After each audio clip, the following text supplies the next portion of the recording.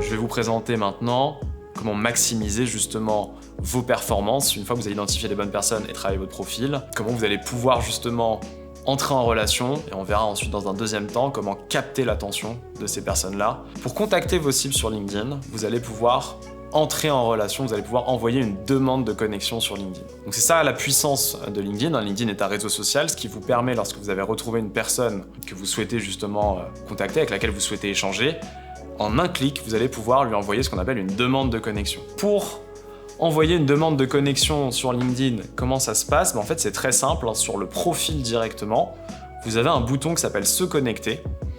Et donc là, j'illustre encore une fois avec le profil de Victor. Et si je souhaite justement me connecter, ou en tout cas lancer un échange, lancer une discussion avec Victor, je vais d'abord commencer par se connecter. Alors juste avant d'aller plus loin et de parler du coup de la demande de connexion, c'est vrai que sur LinkedIn, vous pouvez aussi utiliser ce qu'on appelle des in-mails. Qu'est-ce que sont les in-mails? Les in-mails, c'est on va dire une catégorie de messages LinkedIn qui vous permet d'envoyer un message à une personne même si vous n'êtes pas connecté avec cette personne-là sur LinkedIn. Donc même si vous n'êtes pas en relation avec la personne sur LinkedIn, grâce à l'in-mail, vous pouvez lui envoyer un message. De mon point de vue, le problème de l'in-mail, et on a fait des tests, donc statistiques à l'appui, c'est que c'est quand même perçu comme du spam sur LinkedIn. C'est-à-dire que quelqu'un qui ne vous connaît pas, qui n'a pas accepté votre demande de connexion, vous allez lui envoyer un message push qui va arriver sur sa messagerie LinkedIn et qui en plus sera tagué, flagué en in-mail ou en sponsorisé. Donc c'est très visible, je veux dire, pour votre cible de voir que finalement, voilà, c'est un message push qui a été envoyé alors qu'on n'est pas en relation sur LinkedIn. Personnellement, je pense que la bonne méthode, c'est d'abord de commencer par une demande de connexion, parce que l'intérêt de cette demande de connexion, c'est que justement, vous laissez l'opportunité à la personne en face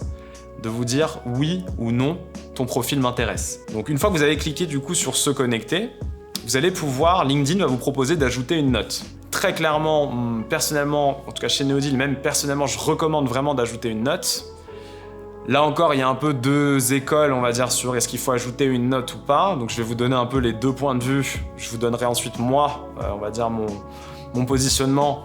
Et puis comme ça, vous pourrez vous prendre une décision. Mais on va dire les personnes qui défendent le fait de ne pas mettre de note sur l'invitation, donc de ne pas accompagner votre demande de connexion d'un message, elles ont un argument qui est quand même assez fort, qui est de dire quand on ne met pas de message, on a plus de personnes qui acceptent. Alors après, c'est pas non plus du simple au double, hein. C'est pas non plus des écarts incommensurables, mais c'est vrai que statistiquement, il y a plus d'acceptation quand vous ne mettez pas ce message qui accompagne votre invitation. Voilà. Moi maintenant, l'autre façon de penser, la façon de penser et la façon de faire, on va dire, de mettre un message dans votre invitation, c'est de se servir de cette invitation comme une introduction pour vous présenter. Je pense que c'est très important. Pour moi, LinkedIn, c'est un peu comme dans la vraie vie. Quand vous connaissez pas quelqu'un, vous avez forcément un moment d'intro.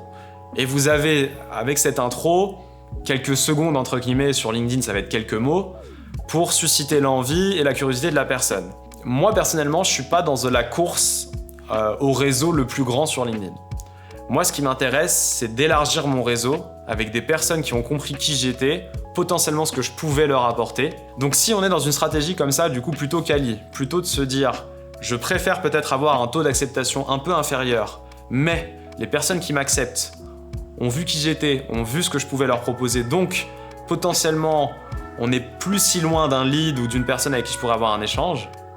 C'est ça qui va m'intéresser moi personnellement. Donc là je vous partage un modèle qui est très intéressant parce qu'en fait c'est un modèle qui est réplicable à peu près à toutes les activités et surtout qui a été testé, testé que ce soit par nous, Neodil en interne, dans nos propres campagnes ou avec beaucoup de clients aujourd'hui à qui on a partagé ce modèle et qui s'en servent de base pour leur propre stratégie du coup et leur propre message d'intro. Alors le message est le suivant, enfin le modèle de message est le suivant, ça va être bonjour, prénom, avec le prénom de la personne en face pour personnaliser votre introduction. Ensuite, je suis, et là vous allez indiquer votre fonction. Chez, vous allez indiquer votre société. Virgule, j'aide les, et là vous rappelez le métier de votre cible. D'accord. À, et là vous me rappelez le bénéfice principal de votre offre pour cette cible-là. Et on termine par une phrase un peu d'ouverture, mais qui montre quand même qu'on a envie d'échanger. C'est-à-dire qu'on va pas être dans une demande de rendez-vous, un call to action tout de suite, mais malgré tout, on commence à faire comprendre à la personne que le but à un moment, c'est bien LinkedIn pour prendre contact, mais c'est d'échanger, c'est de vraiment avoir un rendez-vous, un meeting, une visio, un call, ce que vous voulez, mais de passer à quelque chose de concret, de réel. Et donc on termine par « au plaisir d'échanger prochainement », ce qui est une formule assez, je pense, intéressante pour terminer ce message. Imaginons que je cible Victor, parce que Victor certainement en train de réfléchir à comment exploiter son profil LinkedIn pour générer un maximum de leads. Voilà, pour vous montrer concrètement ce que ça donnerait, ça fera un message du type « Bonjour Victor, je suis le fondateur de Neodeal, le logiciel qui aide les équipes marketing à générer des leads grâce à leur profil LinkedIn.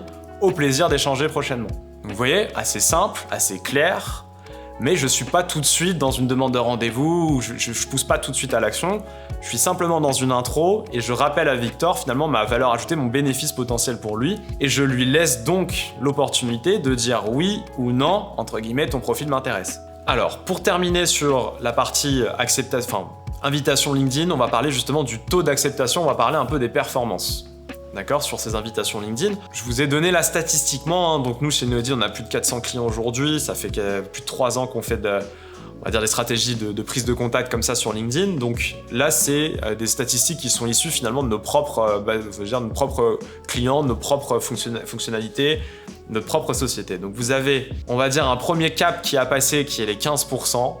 Si vous êtes à 15% d'acceptation, c'est quand même assez faible. Après, encore une fois, votre profil LinkedIn est très important, il y a des choses sur lesquelles travailler pour améliorer les perfs, mais ça peut aussi signifier, si vous êtes à 15%, que les personnes que vous ciblez ne sont pas très actives sur LinkedIn. Moyen, c'est à partir de 25%. Donc je pense qu'un bon premier objectif quand on commence, entre guillemets, à faire ce type de stratégie sur LinkedIn, c'est d'essayer d'aller chercher la moyenne. Donc d'essayer d'aller chercher les 25%, ce qui veut dire qu'une personne sur 4 accepte votre demande de connexion. Ensuite, vous avez en gros un espace entre 25 et 40% où vous êtes plutôt, on va dire, bon, et à 40, ça commence même à être très bon d'acceptation. Et puis, excellent, c'est 50% et plus, ça veut dire que vous avez une personne sur 2, voire plus, qui, lorsque vous la contactez sur LinkedIn, accepte votre demande de connexion. Si vous êtes plutôt du côté gauche, donc assez faible, réfléchissez à est-ce que vous êtes sur la bonne cible, est-ce que votre profil est bien adapté, est-ce que votre message d'invitation est une bonne accroche. Si vous êtes déjà au-dessus de 25, voire proche de 40-50, c'est que vous avez déjà, à mon avis, trouvé une très très bonne accroche et une bonne cible, et vous avez déjà un profil pertinent pour les personnes que vous ciblez. Aujourd'hui, dans un monde confiné, où en tout cas il y a de plus en plus de télétravail, on fait de plus en plus de visio, de trucs à distance, finalement, quel est l'endroit aujourd'hui pour initier les échanges? Quel est le meilleur lieu? C'est LinkedIn, parce qu'en fait, vous retrouvez facilement la bonne personne, et ensuite, vous pouvez lui envoyer un message. Cette personne va regarder votre profil, va regarder votre message, donc vous allez développer votre visibilité, votre notoriété. Donc voilà pourquoi, pour moi, c'est très important d'avoir une démarche active sur l'envoi d'invitations ciblées et personnalisées aux bonnes personnes pour vous faire connaître et générer à terme des leads. Alors c'est une bonne question, alors après c'est toujours pareil, dans tout travail de prospection, c'est comme ça, c'est la vie, c'est le métier, et puis c'est tout simplement la stratégie qui veut ça. Vous n'allez pas réussir à convaincre tout le monde, et notamment sur LinkedIn, c'est pas parce que vous avez envoyé une invitation à quelqu'un qui va forcément l'accepter. Plutôt que de regarder ceux qui n'acceptent pas, concentrez-vous sur ceux qui acceptent en fait. Un schéma assez classique dans le monde de la prospection qui est la pyramide avec les 10% en fait. Parmi toutes les personnes que vous allez contacter, il y en a au maximum 10% qui, en termes de timing, c'est le bon moment pour eux, c'est un besoin pour eux, vous allez pouvoir aller enchaîner assez vite avec ces personnes-là. Ce qui veut dire qu'il y en a 90% finalement, c'est pas le bon timing. Ce qui veut pas dire que ça peut pas être des leads ou des prospects in fine, mais sur le moment de la prospection, c'est pas forcément le bon moment. Ceux qui n'acceptent pas, encore une fois, je vais vous donner un peu les deux points de vue, et puis je vous donnerai moi ma recommandation, en tout cas mon idée personnelle là-dessus, c'est première possibilité, vous dites la personne m'a pas répondu sur LinkedIn, je vais chercher son email ou son numéro de téléphone et je vais essayer de la recontacter. Moi, je trouve ça un peu agressif comme approche, puisque on peut partir du principe que si la personne n'a pas accepté l'invitation sur LinkedIn, a priori, c'est pas pour que derrière, quand je la recontacte par email ou par téléphone, j'ai plus de succès. Même si, faut jamais faire de supposition, on pourrait aussi me dire que peut-être que la personne n'est pas active sur LinkedIn, mais elle est plus réceptive sur email ou sur téléphone. Voilà, donc je veux dire, c'est une stratégie qui se teste. Simplement, moi personnellement, quelqu'un qui me répond pas sur LinkedIn, je vais pas plus loin. C'est-à-dire que c'est pas grave. Après, c'est assez logique parce que de toute façon, moi, mon produit chez Neodeal, c'est quand même un logiciel pour gérer la prospection sur LinkedIn. Donc si je me rends compte que la personne n'est pas très active sur LinkedIn, essayer de la recontacter derrière par email ou téléphone, je pense que par rapport à mon produit, à ma stratégie, ça n'a pas beaucoup de sens. Maintenant, dans d'autres, secteurs ou dans d'autres stratégies, si vous voulez être certain, de louper aucune opportunité, ça peut être intéressant effectivement de dire la personne m'a pas contacté sur LinkedIn, c'est pas grave, je vais essayer par emailing ou phoning. Voilà, moi je me concentre sur ceux qui acceptent. et je relance par email ou téléphone ceux qui m'auraient pas répondu ensuite à mes messages sur LinkedIn. C'est-à-dire des personnes avec lesquelles je suis en relation sur LinkedIn, mais qui m'ont pas encore répondu sur LinkedIn. Alors sur le nombre d'invitations à envoyer, je pense que ça fait référence aussi à la routine que vous voulez mettre en place. Alors déjà, il y a deux choses. Première chose, quand vous faites votre sourcing, vous allez identifier un volume de potentiels contacts ou de potentiels cibles pour votre société. Moi, mon premier conseil, c'est ne cramez pas trop vite votre base de prospection. C'est-à-dire qu'imaginons que vous faites des recherches et vous vous rendez compte que vous avez, 3000 profils vraiment hyper intéressant à contacter et à essayer justement de travailler pour avoir un rendez-vous, une opportunité. Si vous faites un truc un peu one shot où vous contactez les 3000 d'un coup, en fait après vous avez plus de data ou de données ou de profils pour justement continuer votre prospection. Donc moi ce que je recommande, et aussi pour aujourd'hui respecter les quotas LinkedIn qui sont quand même de 100 invitations par semaine, et là-dessus c'est pareil, il y a des personnes qui vont dire 100 c'est pas beaucoup, il y en a d'autres qui vont dire 100 c'est énorme.